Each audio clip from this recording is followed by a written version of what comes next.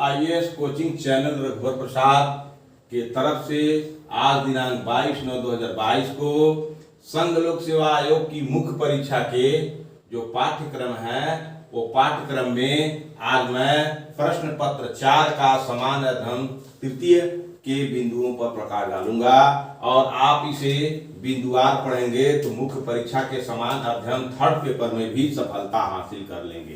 तो आइए हम चलते हैं कि जो है प्रश्न पत्र आईएएस के मुख्य परीक्षा के प्रश्न पत्र 4 के समान अध्ययन 3 में कौन कौन क्या क्या चीज आपको पढ़ने हैं, इस पर आइए मैं आपको बिंदुवार प्रकाश डालता हूं। तो आइए आपको चलते हैं, क्या पढ़ना है आपको समान प्रौद्योगिकी पढ़ना है। समान अध्ययन में समान अध्ययन प्रौद्योगिकी प्रौद्योगिकी प्रौद्योगिकी प्रौद्योगिकी प्रौद्योगिकी आर्थिक विकास आर्थिक विकास आर्थिक विकास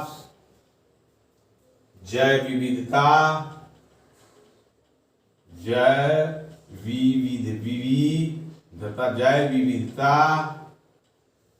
विविधता पर्यावरण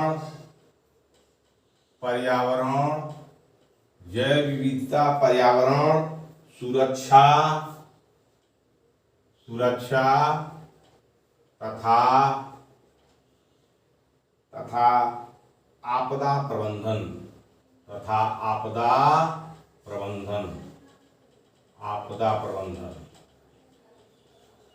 आईएएस के प्रश्न पत्र 4 के समान अध्ययन तृतीय में आपको पढ़ना है प्रौद्योगिकी पढ़ना, टेक्नोलॉजी, इकोनॉमिक डेवलपमेंट पढ़ना है और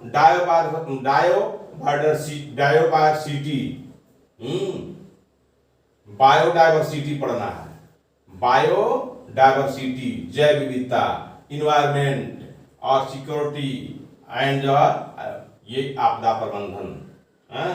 तो आपको प्रौद्योगिकी, आर्थिक विकास, जैव विविधता, पर्यावरण, सुरक्षा, आपदा प्रबंधन, इतने चीज आपको पढ़ने हैं। किसमें? समान अध्ययन के थर्ड में। अब इसमें बिंदुवार क्या पढ़ना है आइए आपको बताते हैं। भारतीय अर्थव्यवस्था तथा योजना, भारतीय अर्थव्यवस्था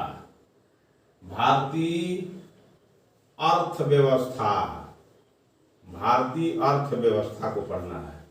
सवाल पूछे जाएंगे भारतीय अर्थव्यवस्था तथा योजना, जितनी योजनाएं सरकार की तरफ से बनाई गई है भारत की अर्थव्यवस्था क्या उसको पढ़ना है। तथा योजना, भारतीय अर्थव्यवस्था तथा योजना।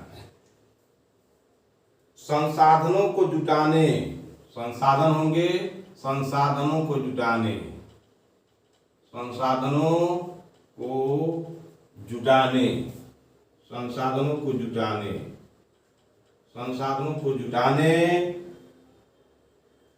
प्रगति, विकास तथा रोजगार से संबंधित विषय। प्रगति क्या है? प्रगति, विकास तथा रोजगार से संबंधित विषय रोजगार से संबंधित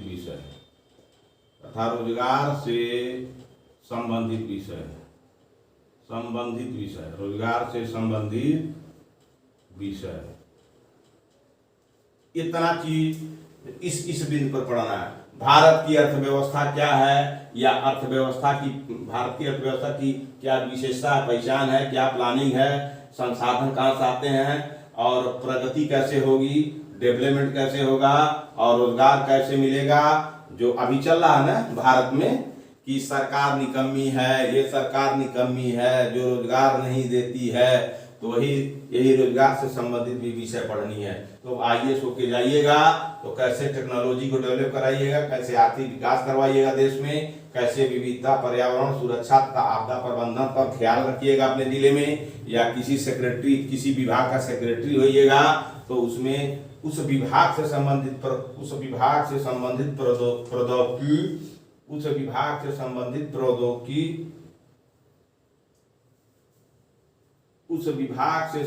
प्रौद्योगिकी, आर्थिक विकास, जैव विविधता या पर्यावरण सुरक्षा तथा आपदा प्रबंधन, भारतीय अर्थव्यवस्था तथा योजना संसाधनों को जुटाने, प्रगति, विकास तथा रोजगार से संबंधित विषय पर आपको ये चीज पढ़ना होगा। आइए नेक्स्ट क्या पढ़ना होगा? समावेशी समावेशी समावेशी विकास समावेशी विकास समावेशी विकास समावेशी विकास है इससे उत्पन्न विषय तथा इससे उत्पन्न विषय पढ़ना होगा। उत्पन्न विषय समावेशी विकास तथा इससे उत्पन्न विषय को पढ़ना होगा। और उसके बाद तब सरकारी बजट पढ़ना होगा। सरकार में बजट पेश किए जाते हैं तो आईएएस के ही द्वारा पेश, मंत्री कहता है बजट पेश कर दो, लेकिन काम कौन करता है? यही आईएएस लोग करते हैं। तो सरकारी बजट पढ़ना होगा। बजट किसे कहते हैं? सरकारी बजट, ये जो है आपको पढ़ना होगा। और उसके बाद से तब आपको आगे क्या पढ़ना है इसमें, आइए आगे चलते हैं।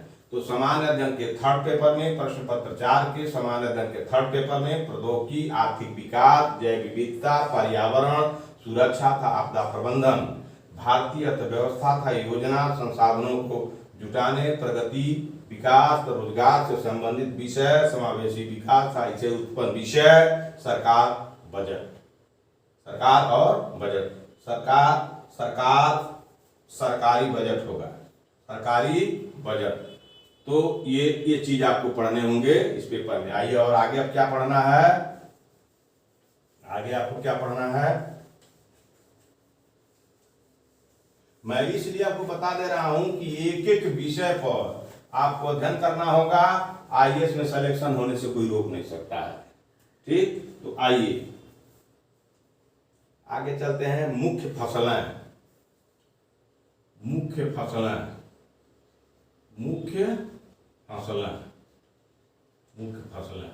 अब इसमें आइए मुख्य फसलों में, मुख्य फसलें, मुख्य फसलें देश के विभिन्न भागों में फसलों का पैटर्न, देश के विभिन्न भागों में, देश के विभिन्न भागों में फसलों का पैटर्न, फसलों का पैटर्न,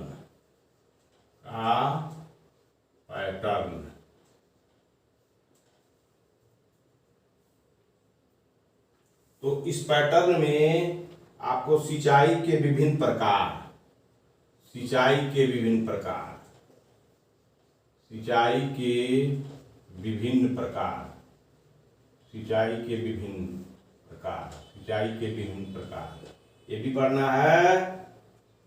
एवं सिंचाई प्रणाली, कृषि उत्पाद का भंडारण, सिंचाई एवं सिंचाई एवं सिंचाई, सिंचाई प्रणाली, सिंचाई प्रणाली, कृषि, सिंचाई प्रणाली, कृषि उत्पाद का भंडारण, कृषि उत्पाद का, कृषि उत्पाद का भंडारण, कृषि उत्पाद का भंडारण, परिवहन तथा विपणन, परिवहन तथा विपणन, विपणन, परिवहन तथा विपणन, संबंधित विषय, संबंधित विषय, संबंधित विषय,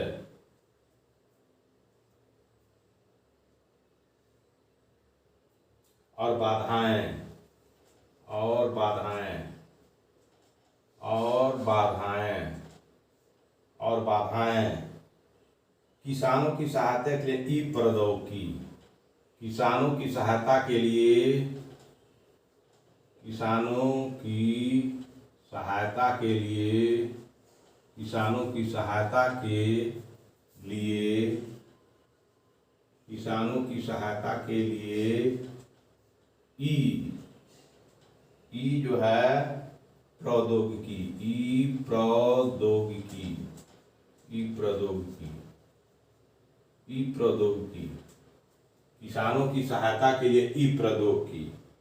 तो आपको कृषि भी पढ़ना है। आईएएस बनिएगा तो किसी जिले में जाइएगा तो इस पर भी आपको नजर रखनी होगी, तभी आपके देश की स्थिति ठीक होगी।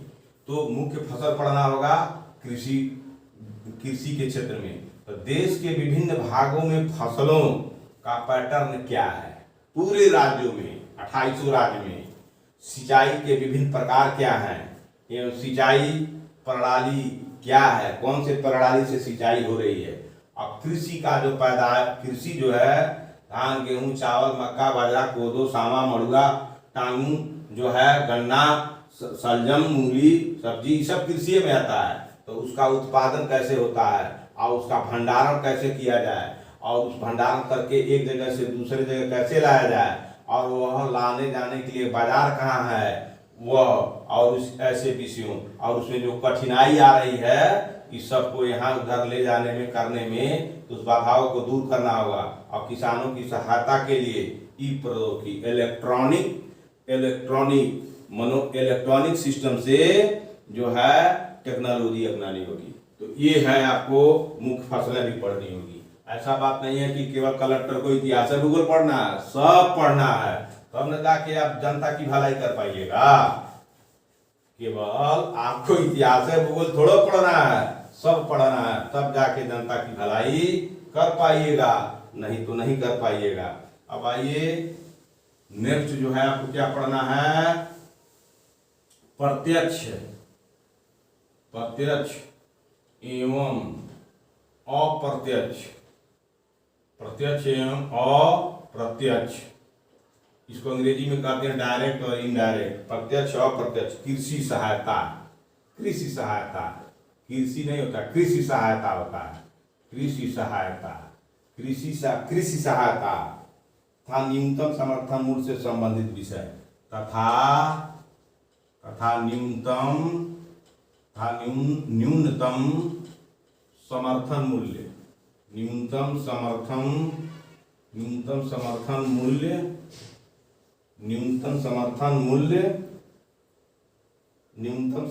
मूल्य से संबंधित विषय, ये सब आपको जानकारी रहना चाहिए, तभी आप इस पेपर में पास कर पाइएगा। न्यूनतम समर्थन मूल्य को लेकर के सरकार की कम खींचातानी हुई है।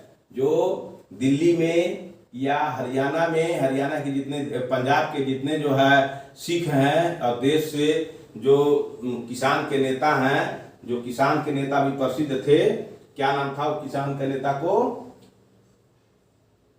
किसान नेता जो अभी राकेश टिकैत जो थे, कितना लोग इसी केवल समर्थन मूल्य पर ही जो बहुत आंदोलन किया था, लेकिन सरकार ने समर्थन मूल्य को बाद में माना है, जब 500-600 लोगों की जान चली गई है। तो सोच लीजिए, समर्थन मूल्य जाने रहिएगा तभी ना किसानों के विषय में सोचिएगा। अगर किसान आंदोलन करेगा तो आपको समर्थन मजबूरी बस आपको समर्थन मूल्य दिलवाना होगा, तो इसलिए इसको सिलेबस में रखा गया है। तो आइए जन वितरण प्रणाली,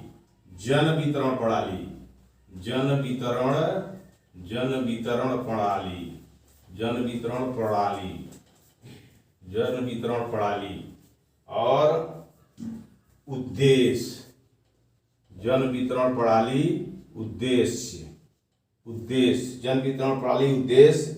और कार्य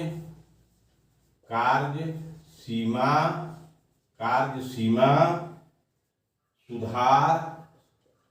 सुधार कार्य सीमाएं और सुधार, बफर स्टॉक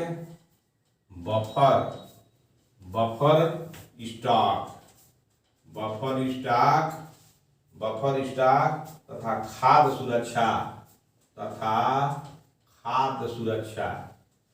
खाद्य सुरक्षा संबंधी विषय,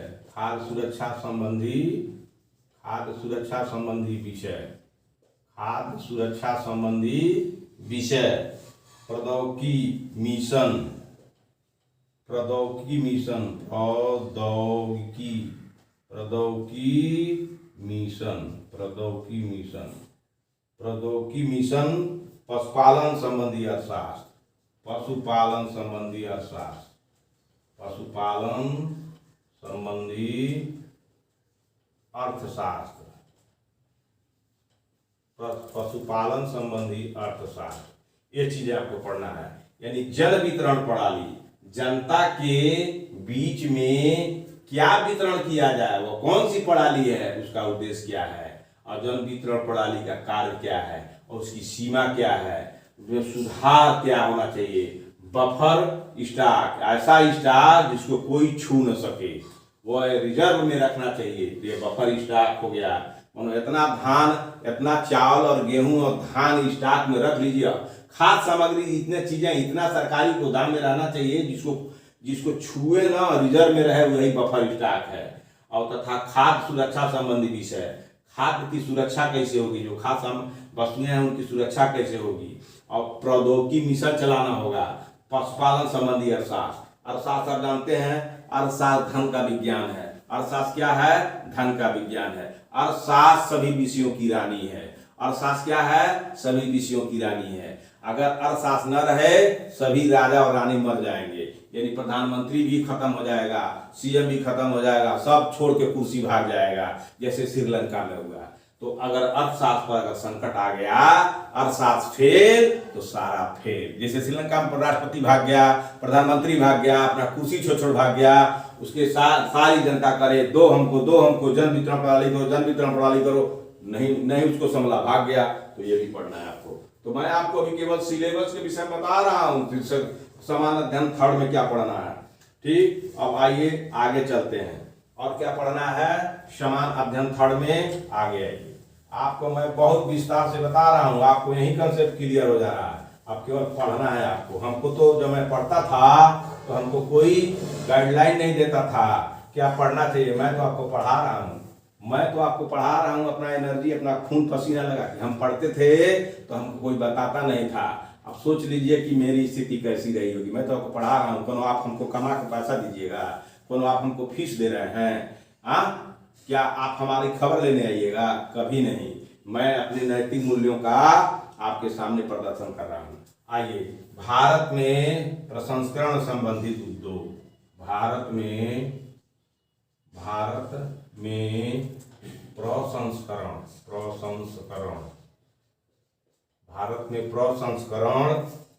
प्रसंस्करण एवं संबंधित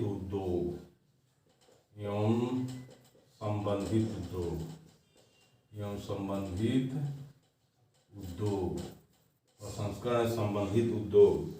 तो संबंधित उद्योग कार्य क्षेत्र है, महत्व इसका कार्य क्षेत्र एवं इसका महत्व, कार्य क्षेत्र एवं महत्व, कार्य क्षेत्र एवं महत्व। भारत में प्रसंस्करण, एक संस्करण होता है, प्र लग गया तो प्रसंस्करण है, मनो प्रसंस्करण एवं संबंधित उद्योग, मनो नया अध्याय जोड़ा जाएगा उद्योगों के विषय में, वही प्रसंस्करण होता है। तो उसे प्रसंस्करण का समझा दिया, आप समझ गए। संबंधित उद्योग, कार्य क्षेत्र उस प्रसंस्करण का क्या होगा और उसका क्या इंपॉर्टेंट होगा, महत्व। स्थान, ऊपरी और नीचे की अपेक्षाएं, ऊपरी और नीचे की स्थान,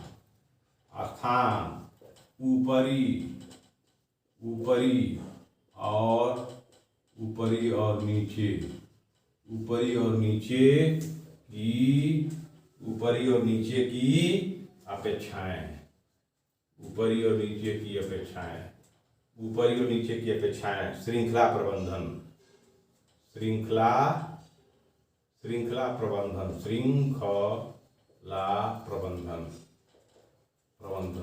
प्रबंधन, ये पढ़ना होगा। भारत में प्रसंस्करण संबंधित उद्योग का क्या कार्य होगा, क्या क्षेत्र होगा, उद्योग का क्या महत्व होगा, किस स्थान पर उद्योग लगाया जाएगा, ऊपरी और नीचे की क्या अपेक्षा होगी, ऊपर के लोग और नीचे के लोगों की क्या अपेक्षाएं होगी, श्रृंखला प्रबंधन पढ़ना होगा। हायरार्की, एक बाई एक, कहाँ से शुरू करें, कहाँ ले जाए, कहाँ से नीचे आए। यही नीचे से ऊपर चलना ऊपरी है और ऊपर से नीचे आना निचली है। तो इसी की अपेक्षाएं और श्रृंखला प्रबंधन पढ़ना है। अब आइए और क्या पढ़ना है आपको। थर्ड पेपर में आइएगा। और चलते हैं, इसको ध्यान से आप सिलेबस समझिए तभी आप पढ़ पाइएगा, नहीं तो नहीं होगा। भारत में भूमि सुधार, भारत में भूमि सुधार, भारत में भूमि सुधार, भारत में भूमि सुधार। इसका मतलब ये हुआ भारत में ऐसी भूमियां हैं जो बंजर हैं, तो बंजर भूमियों को सुधार करना होगा। तो इसके लिए आप आईएएस बन के जाइएगा, तभी तो सरकार को सलाह दीजिएगा कि भारत में इतने हेक्टेयर इतने हेक्टेयर खेत जो जमीन जो है भूमि सुधार करने योग्य, इसको सुधार किया जाती है, भी पढ़ना है। अब आइए, उदारीकरण का अर्थव्यवस्था पर प्रभाव, उदारीकरण का अर्थव्यवस्था, उदारीकरण का अर्थव्यवस्था पर प्रभाव, उदारीकरण का अर्थव्यवस्था पर प्रभाव। औद्योगिक नीति में परिवर्तन, औद्योगिक नीति में परिवर्तन, औद्योगिक नीति में परिवर्तन, औद्योगिक नीति में परिवर्तन, औद्योगिक नीति में परिवर्तन, औद्योगिक नीति में परिवर्तन तथा औद्योगिक विकास पर इसका प्रभाव, तथा औद्योगिक नीति, औद्योगिक तथा औद्योगिक विकास पर, औद्योगिक विकास पर इनका प्रभाव, औद्योगिक विकास पर इनका प्रभाव, ये पढ़ना होगा। भारत में भूमि सुधार को भी पढ़ना होगा, उदारीकरण का अर्थव्यवस्था पर प्रभाव और औद्योगिक नीति में परिवर्तन तथा औद्योगिक विकास जो हो रहा है इनका प्रभाव क्या होगा। तो समझ लीजिए, उदारीकरण माने ऐसी अर्थव्यवस्था है जिसमें व्यक्ति को खुल्लम छोड़ दिया जाए। अगर व्यक्ति चालू है तो पूरा संपत्ति का मालिक हो जाएगा, आप भिखार हो जाइएगा। तो उदारीकरण का मतलब हुआ, जैसे उदारीकरण की व्यवस्था का उदाहरण लेकर के ही अडानी और अंबानी आज विश्व का नंबर 2 नंबर का धनी हो गया है। और वो धन कहाँ से आया है? आपके ही देश से बुद्धि के माध्यम से उस संपत्ति को चुरा लिया है, और चुरा करके उदारीकरण का हवाला देता है कि उदारीकरण तो फिलॉसफी के तहत हम संपत्ति अर्जित किए हैं। और जब प्रभाव और औद्योगिक नीति में परिवर्तन, तो औद्योगिक औद्योगिक मानो होता है इंडस्ट्रियल पॉलिसी में चेंजिंग का है, इंडस्ट्रियल एरिया थी पॉलिसी में चेंज की जरूरत है, इसको भी पढ़ना है। औद्योगिक विकास, तो औद्योगिक जो विकास किए जा रहे हैं शहरों में या शहर की दूरी पर, तो क्यों किए जा रहे हैं? औद्योगिक जब विकास हो जाएगा तो क्या होगा, ये पढ़ना है। तो क्या होगा? समाज का विनाश हो जाएगा, ये भी पढ़ना है। एक आईएएस को ये भी पढ़ना है, एक आईएएस के सिलेबस में 3rd पेपर में ये भी पढ़ना है। तो आइए आगे चलते हैं।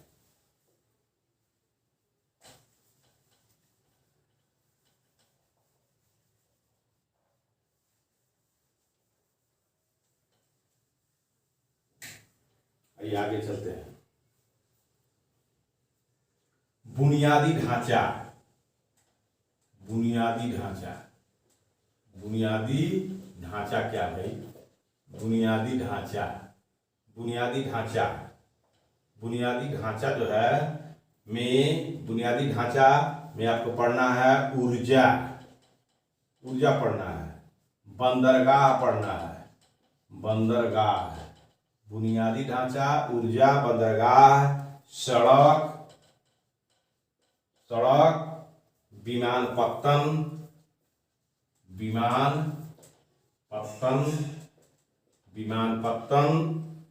रेलवे आदि, ये हो गया बुनियादी, यही ढांचा है। ऊर्जा नहीं रहेगी तो आप कुछ नहीं कर पाइएगा, बंदरगाह नहीं रहेंगे तो व्यापार नहीं कर पाइएगा, सड़क नहीं रहेंगे तो आप आवागमन नहीं होगा तो कोई भी काम नहीं होगा, विकास नहीं होगा। विमानपत्तन, जहाज के लिए हवाई अड्डा नहीं रहेगा तो भी आप यहाँ से वहाँ नहीं जा सकते हैं। रेलवे नहीं रहेगा तो भी आपका विकास नहीं होगा। इसलिए विकास अब कैसे होगा? जो अभी उदारीकरण का लेकर के आज का प्रधानमंत्री कैसा प्रधानमंत्री है कि आपको रेलवे बेच दिया है अडानी और अंबानी के हाथ में, तो वह रेलवे एक व्यक्ति के हाथ में हो गया तो आपका विकास होगा? नहीं होगा। इसलिए रेलवे को पढ़ना है, विमानपत्तन को पढ़ना है, ऊर्जा को पढ़ना है, बंदरगाह को पढ़ना है, सड़क को पढ़ना है।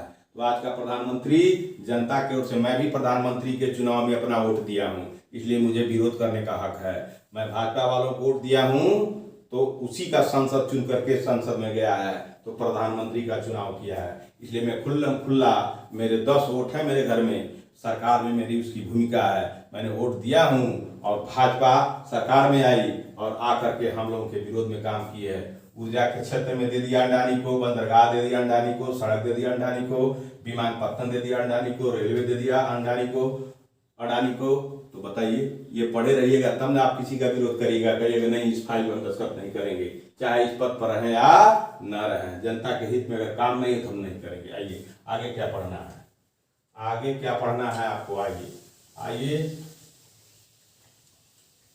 आइए आइए आगे क्या पढ़ना है, निवेश मॉडल, निवेश मॉडल पढ़ना है। निवेश मॉडल, निवेश क्या होता है भाई? किसी भी चीज को जमा करना, पूंजी को जमा करना, बस को जमा करना, तकनीकी को जमा करना, भावनाओं को जमा करना, ये निवेश है। तो निवेश का मॉडल क्या होना चाहिए और क्या है, इसको भी पढ़ना है। आइए निवेश मॉडल, विज्ञान एवं प्रौद्योगिकी। आइए विज्ञान एवं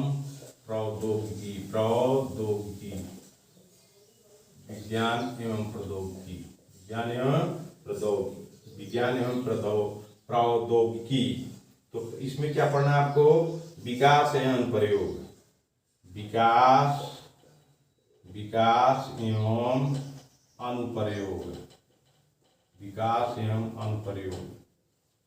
एवं अनुप्रयोग, और रोजमर्रा के जीवन पर इसका प्रभाव, रोजमर्रा के जीवन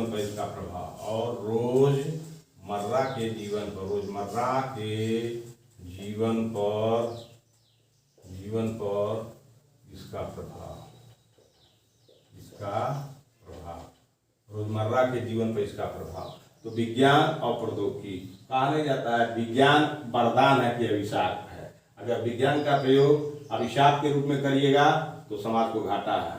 प्रौद्योगिकी का अगर प्रयोग जो है अभिशाप के रूप में करिएगा तो भी आपको घाटा है। इसलिए अगर सही दिशा में ले जाइए तो विकास होगा, और इसी के पीछे भी ये सब प्रयोग होगा और रोजमर्रा के जीवन पर इसका प्रभाव पड़ेगा।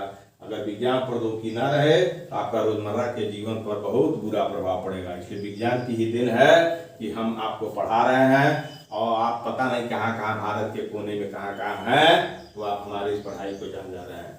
और ये विज्ञान प्रौद्योगिकी नहीं होता, हमारे इस शब्दों को आप नहीं जान पाते। इसलिए रोजमर्रा के जीवन पर इसका प्रभाव, जैसे किस तरह से कृषि है, कम्युनिकेशन है, और आवश्यक वस्तुओं को उत्पादन में विज्ञान और प्रौद्योगिकी की भूमिका है। विज्ञान में जो है प्राकृतिक विज्ञान आते हैं, उसमें भौतिक, रसायन और जीव ये सब मिल करके दवाइयाँ बनती हैं, आप मरीज बनते हैं, ठीक होते हैं, खाने की वस्तुएं बनती हैं, खाते हैं, अपनी आवश्यकताएं पूरी करते हैं। इसलिए ये भी आपको पढ़ना है। अब आइए और क्या पढ़ना है, और आगे आइए आपको क्या पढ़ना है इस सामान्य अध्ययन के 3rd पेपर में। आइए आगे क्या पढ़ना है, विज्ञान और प्रौद्योगिकी में, विज्ञान और प्रौद्योगिकी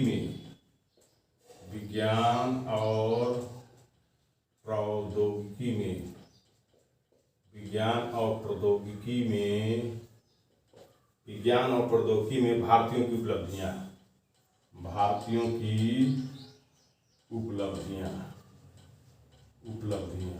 विज्ञान और प्रौद्योगिकी में भारतीयों की उपलब्धियां। देशज रूप से प्रौद्योगिकी का विकास, देशज रूप से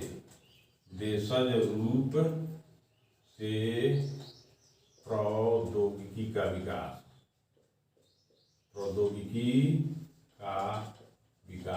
देशज रूप में प्रौद्योगिकी का विकास, और नई प्रौद्योगिकी का विकास, और नई प्रौद्योगिकी का विकास, और नई प्रौद्योगिकी का विकास, और नई प्रौद्योगिकी का विकास। तो आपको क्या पढ़ने हैं? विज्ञान पढ़ने हैं। प्रौद्योगिकी में भारतीय क्या, प्रौद्योगिकी के क्षेत्र में भारत कितना अचीवमेंट किया है, और देशज रूप से प्रौद्योगिकी का विकास, मानो अपने भारत की प्रौद्योगिकी क्या है, उसका विकास कैसे हुआ है, और नई प्रौद्योगिकी क्या है, उसका विकास कैसे हुआ है। मानो ट्रेडिशनल टेक्नोलॉजी और मॉडर्नाइजेशन टेक्नोलॉजी, ये भी आपको पढ़नी है। तो आइए आगे चलते हैं। और क्या पढ़ना है आपको? ये सब सिलेबस है, पाठ्यक्रम है आपका सामान्य अध्ययन तृतीय पेपर का। आइए और क्या पढ़ना है? सूचना प्रौद्योगिकी, सूचना प्रौद्योगिकी, सूचना प्रौद्योगिकी, सूचना प्रौद्योगिकी, सूचना प्रौद्योगिकी, अंतरिक्ष, अंतरिक्ष, अंतरिक्ष, computer,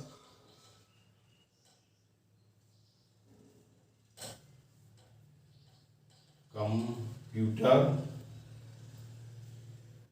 computer, computer, robotics, robotics, robotics, robotics, robotics, nano technology, nano technology, technology, nano technology, nano technology, technology, biotechnology, biotechnology, biotechnology,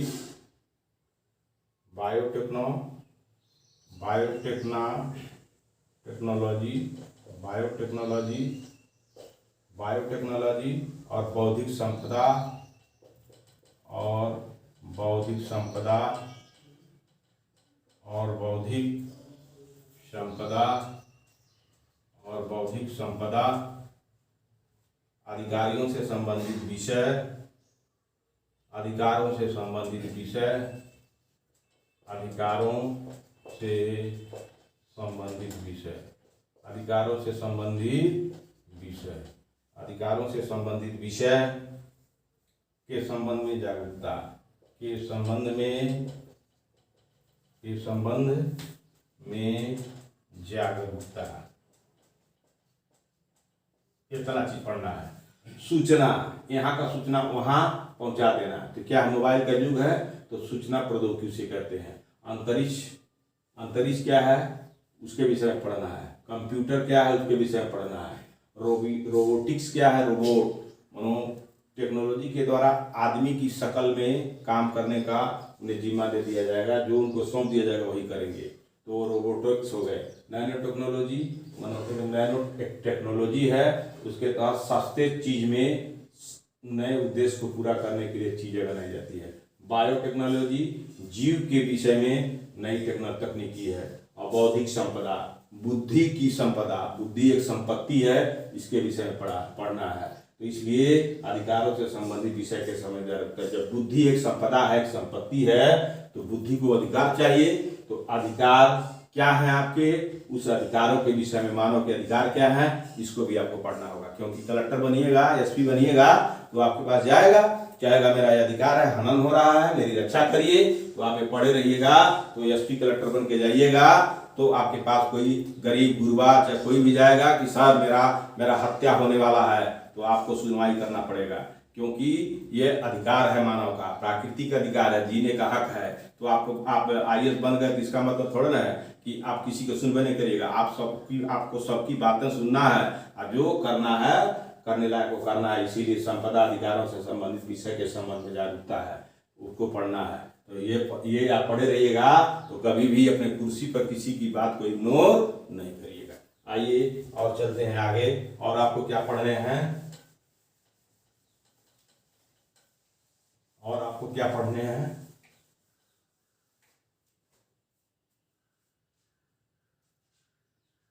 संरक्षण पर्यावरण, संरक्षण, संरक्षण पर्यावरण संरक्षण, पर्यावरण संरक्षण, पर्यावरण प्रदूषण, पर्यावरण प्रदूषण, प्रदूषण पर्यावरण प्रदूषण और क्षरण, और क्षरण, और क्षरण पर्यावरण प्रभाव का आकलन, पर्यावरण प्रभाव का आकलन, पर्यावरण प्रभाव, पर्यावरण प्रभाव का आकलन, पर्यावरण प्रभाव का आकलन। संरक्षण क्या है? संरक्षण किसी चीज को बचा के रखना है, तो संरक्षण पर्यावरण, पर्यावरण का संरक्षण करना है। और प्रदूषण क्या है? कैसे प्रदूषण? प्रदूषण माने खराब हो जाना। तो संरक्षण और पर्यावरण, संरक्षण क्या है पढ़ना है, पर्यावरण क्या है पढ़ना है, प्रदूषण क्या है पढ़ना है, क्षरण क्या है ये पढ़ना है, क्षरण माने खत्म हो जाना, और पर्यावरण प्रभाव का आकलन, पर्यावरण का क्या प्रभाव पड़ता है ये आकलन करना है आपको। किसको? आईएएस को। और आईएएस आकलन करके मंत्रियों को बताएगा, वह चीज मंत्री जाके सदन में उठाएगा, ये भी पढ़ना है। अब आइए आपदा और आपदा प्रबंधन, आपदा और आपदा प्रबंधन, आपदा, आपदा और आपदा, आपदा प्रबंधन, आपदा प्रबंधन, आपदा और आपदा प्रबंधन। आपदा क्या है? तो जब आपदा क्या है इसको जान जाइएगा तो कैसे उसको रोका जाएगा, उसके प्रबंधन करना होगा, ये भी पढ़ना है। आपदा और आपदा प्रबंधन, विकास और फैलते उग्रवाद के बीच संबंध, विकास, विकास और फैलते उग्रवाद, विकास और फैलते उग्रवाद, विकास और फैलते उग्रवाद, विकास और फैलते उग्रवाद के बीच संबंध, उग्रवाद के बीच संबंध, बीच संबंध, बीच संबंध। विकास जब हो रहा है तो इसी विकास के साथ साथ उग्रवाद के बीच संबंध, जो उग्र रूप लोग धारण कर रहे हैं। उग्रवाद माने क्या हुआ? जब विकास होता है अब कुछ लोग विकास से वंचित हो जाते हैं, तो जो वंचित लोग हैं वो उग्र रूप धारण करते हैं। तो उग्र रूप इसलिए धारण करते हैं कि हम लोगों का भी विकास हो, इसीलिए उसको उग्रवाद कहा जाता है। तो इसके बीच और इसके बीच बहुत घोर संबंध है। विकास हो तो सबका हो, अगर नहीं हो कुछ लोगों का होगा तो आपको उग्रवाद बढ़ेगा। इसलिए विकास और फैलते उग्रवाद के बीच संबंध को भी पढ़ना है। तो इतना चीज पढ़ना है। आगे आइए, अब क्या पढ़ना है आपको? आगे आइए, आपको क्या और पढ़ना है? आगे आइए, आपको क्या पढ़ना है? आंतरिक सुरक्षा के लिए चुनौती, आंतरिक सुरक्षा के लिए चुनौती, आंतरिक सुरक्षा के लिए, आंतरिक सुरक्षा के लिए, आंतरिक सुरक्षा के लिए चुनौती उत्पन्न करने वाले, चुनौती उत्पन्न, आंतरिक सुरक्षा के लिए चुनौती उत्पन्न करने वाले शासन, उत्पन्न करने वाले शासन, उत्पन्न करने वाले शासन, उत्पन्न करने वाले शासन, विरोधी तत्वों की भूमिका, शासन विरोधी तत्वों की भूमिका, ये भी पढ़ना है। आंतरिक सुरक्षा के लिए देश है तो देश के अंदर आंतरिक सुरक्षा भी पढ़ना है, कैसे आंतरिक सुरक्षा हो। तो आंतरिक सुरक्षा के लिए कौन कौन सी चुनौती उत्पन्न करने वाले शासन विरोधी तत्वों की भूमिका। तो शासन का जो विरोध करते हैं तो उनकी क्या भूमिका है आंतरिक सुरक्षा के लिए, और चुनौती उत्पन्न करने वाले शासन, तो शासन, चुनौती उत्पन्न करने वाले शासन विरोधी तत्वों की भूमिका, इनकी बहुत बड़ी भूमिका है। ये शासन का जब विरोध करते हैं तो आंतरिक सुरक्षा खतरे में पड़ जाता है।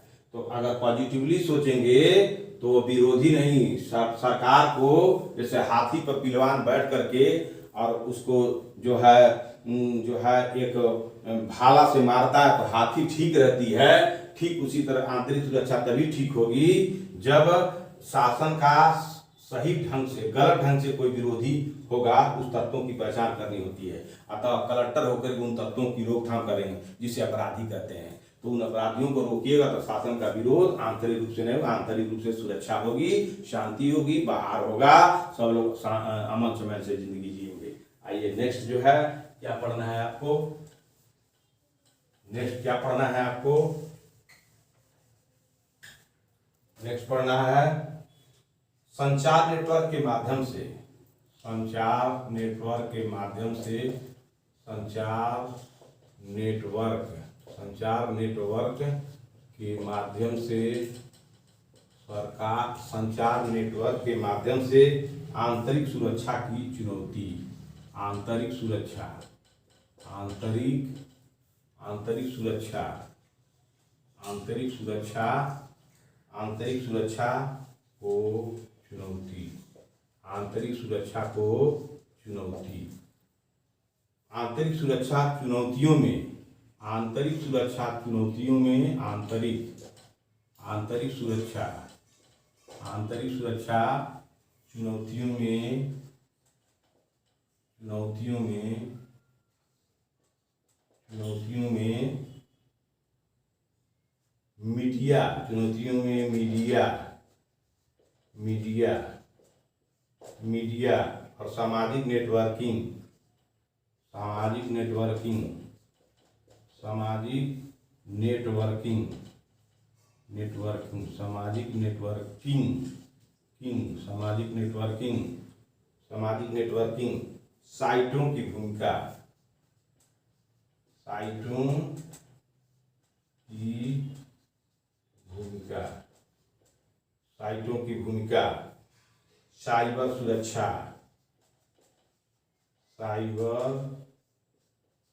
सुरक्षा, साइबर सुरक्षा की बुनियादी बातें, साइबर सुरक्षा की बुनियादी बातें, साइबर सुरक्षा की बुनियादी बातें, साइबर सुरक्षा की बुनियादी बातें, धन शोधन और इसे रोकना, धन शोधन, धन शोधन, धन शोधन और इसे रोकना, धन शोधन और इसे रोकना, धन शोधन और इसे रोकना।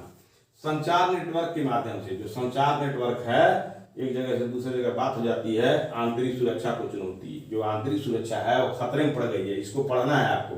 तो आंतरिक सुरक्षा और आंतरिक सुरक्षा के लिए चुनौती है, तो चुनौती में मीडिया और सामाजिक नेटवर्किंग, मीडिया भी जो है एक चुनौती है, अगर गलत काम करेगा मीडिया आपको छोड़ेगा नहीं, आपको उछाल देगा।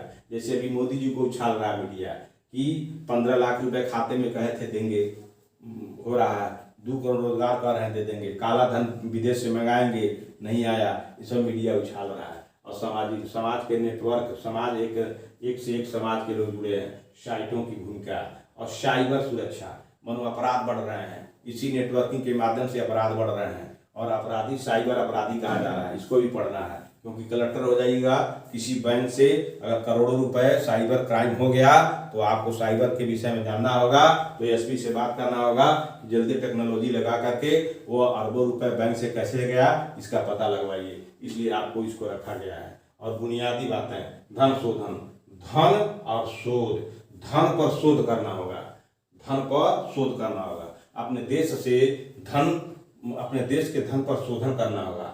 और धन शोध कर लीजिएगा तो ये कहीं नाजायज तरीके से साइबर क्राइम न हो या और सब चुनौती न हो, उसी रोकना होगा, ये भी आपको पढ़ना है।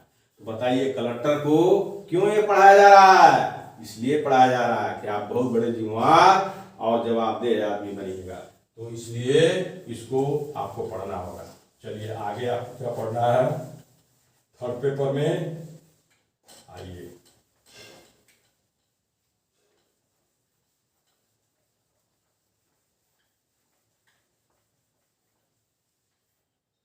आगे क्या पढ़ना है आपको, सीमावर्ती क्षेत्र में सुरक्षा, सीमावर्ती क्षेत्र में, सीमावर्ती क्षेत्र में सुरक्षा, सीमावर्ती क्षेत्र में सुरक्षा, चुनौतियां, चुनौतियां, चुनौतियां एवं उनका प्रबंधन, एवं उनका प्रबंधन, एवं उनका प्रबंधन, ये भी पढ़ना है। सीमावर्ती क्षेत्र में सुरक्षा कैसे होगी, उनके सामने कौन, सीमावर्ती क्षेत्र के सामने चुनौती क्या है एवं उनका प्रबंधन कैसे होगा, कैसे व्यवस्था होगी। संगठित अपराध है, संगठित अपराध, संगठित अपराध, संगठित अपराध, संगठित अपराध और आतंकवाद के बीच संबंध, और आतंकवाद के बीच, और आतंकवाद के बीच संबंध, आतंकवाद के बीच संबंध। ये सीमावर्ती क्षेत्र जो भारत के, जो पश्चिम बंगाल में पाकिस्तान है, उत्तर में बर्मा और नेपाल है, और पूरब में पूर्वी पाकिस्तान है, और दक्षिण में आपके समुद्र का किनारा होते हुए बहुत से देश हैं। इन सीमाओं से कैसे आप बचे रहिएगा, इन्हीं सीमाओं पर जो सुरक्षा की चुनौती है, इन्हीं सब सीमाओं पर आतंकवाद फैलता है, और उसका जो है प्रबंधन संगठित अपराध होता है। लोग कुछ संगठन बना करके अपराध करते हैं, और अपराध होता है तो सीमावर्ती क्षेत्र असुरक्षित हो जाता है, और ये संगठित अपराधी जो हैं वो आतंकवाद को बढ़ावा देते हैं, और आतंकवाद ही संगठित अपराध है, संगठित अपराध ही आतंकवाद है। दोनों के बीच में वो संबंध है, इसलिए इसको आपको, इसके विषय में भी आपको जानकारी रखना है और पढ़ना है। अब आइए, विभिन्न सुरक्षा बल, विभिन्न सुरक्षा बलों को भी पढ़ना है। दुनिया का कोई ऐसा चीज नहीं है जो आईएएस को जानकारी न रहे, सब पढ़ना है। तभी तो आईएएस को कहा जाता है कि वो सब पर कंट्रोलिंग करता है। विभिन्न सुरक्षा बल, विभिन्न सुरक्षा बल, विभिन्न सुरक्षा बल, विभिन्न सुरक्षा बल, विभिन्न सुरक्षा बल और संस्थाएं, और संस्थाएं, विभिन्न सुरक्षा बल और संस्थाएं, संस्थाएं तथा उनके अधिदेश, तथा उनके अधिदेश, तथा उनके अधिदेश। तो विभिन्न सुरक्षा बल, थल सेना, नभ सेना, जल सेना, ये विभिन्न सुरक्षा बल हैं। सुरक्षा करने के यही बल हैं, 3 तरह के बल हैं। उनकी संस्थाएं क्या है, इसका अलग होगा, इसका अलग होगा, नभ का अलग होगा, थल का अलग होगा, जल का अलग होगा। लेकिन अभी हमारे यहाँ का प्रधानमंत्री सबको एक कर दिया है। जो प्रधानमंत्री को अगर समझ होती, बढ़िया ये से बुद्धि लिया होता, तो एक नहीं करता। जब एक व्यक्ति के हाथ में सत्ता आ जाती है तो वह कभी भी सही काम नहीं करता, घमंड में चूर हो जाता है। इसलिए भारत का प्रधानमंत्री के पास ज्ञान का अभाव है। वह तीनों संस्थाओं को एक में मिला करके एक बनाया है, उसका मालिक, और उसका मालिक राष्ट्रपति है, और उसका प्रयोग अपने करवाता है। ये बात उसकी ठीक नहीं है, ये भी आपको पढ़ना है। मैं एकदम फैक्ट बात बोल रहा हूँ, क्योंकि एक आधार पर बोलता हूँ, एविडेंस के आधार पर बोलता हूँ। जो है इस चीज का विरोध 2000, 3000, 5000 पहले जो है एक विचारक है, पॉलिटिकल दार्शनिक, जो है शक्ति पृथक्करण के सिद्धांत पर इस व्यवस्था का मैं विरोध करता हूँ। प्रधानमंत्री के इस कार्य का विरोध करता हूँ। शक्ति पृथक्करण का सिद्धांत, शक्ति पृथक्करण का सिद्धांत। शक्ति अमेरिका का रहने वाला है, नाम भूल रहे हैं, याद आ जाएगा, क्योंकि दिमाग हमेशा काम नहीं करता है। तो शक्ति पृथक्करण का सिद्धांत दिए मॉन्टेस्क्यू, मान लीजिए आपका आ गया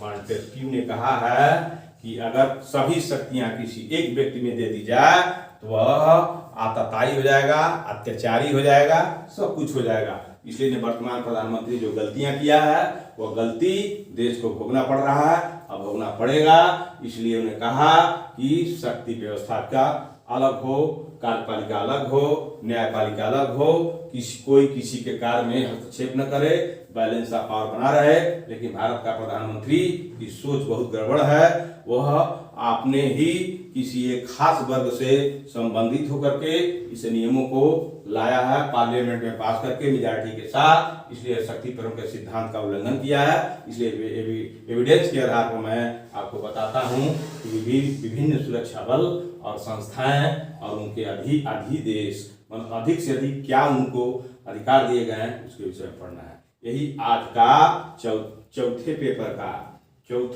का जो है तीसरा जो है सामान्य अध्ययन का पेपर के जितने बिंदु बता दिए। मैं आपको प्रखंड विकास पदाधिकारी के कार्यों का कार्यों और दायित्वों और जवाबदेहियों को निभाते हुए आपको इतना समय दे रहा हूं, आप इसे जरूर पढ़िए और प्रश्न पत्र 4 के समानार्थन थर्ड पेपर में टॉप नंबर लाइए, 2.5 में से दूसरा नंबर लाइए। देखिए कौन आपको रोक लेता है आईएएस की परीक्षा में। तो मैं आज 22/9/2022 को जो भी पाठक हैं, जो नए विद्यार्थी हैं, उनको पढ़ने के लिए मैं लाख लाख धन्यवाद देता हूं। इसी पर अपना वीडियो समाप्त करता हूं।